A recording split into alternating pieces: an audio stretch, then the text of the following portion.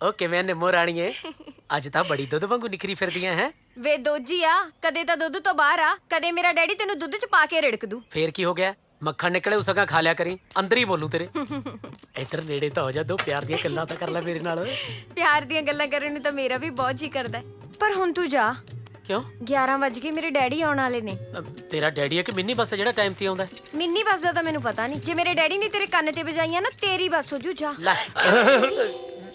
ਸਤਿ ਸ਼੍ਰੀ ਅਕਾਲ ਜੀ, ਪੈਰੀ ਪੈਣਾ ਜੀ। ਲੱਗਦਾ ਪੈਰੀ ਪੈਂਦੇ ਦਾ। ਤੈਨੂੰ ਕਿੰਨੀ ਵਾਰ ਸਮਝਾਇਆ ਬਈ ਤੂੰ ਬਾਹਰ ਹੀ ਰਿਹਾ ਕਰ, ਦਰਵਾਜ਼ੇ ਤੋਂ ਅੰਦਰ ਨਾ ਵੜਿਆ ਕਰ। ਨਾ ਇਸ ਵੇਲੇ ਦੁੱਧ ਪਾਣ ਦਾ ਟਾਈਮ ਹੈ। ਅੱਜ ਦੁੱਧ ਪਾਉਣ ਨਹੀਂ ਆਇਆ ਜੀ, ਅੱਜ ਤਾਂ ਰਿਸ਼ਤੇਦਾਰੀ ਪਾਉਣ ਆਇਆ ਜੀ। ਹਾਂਜੀ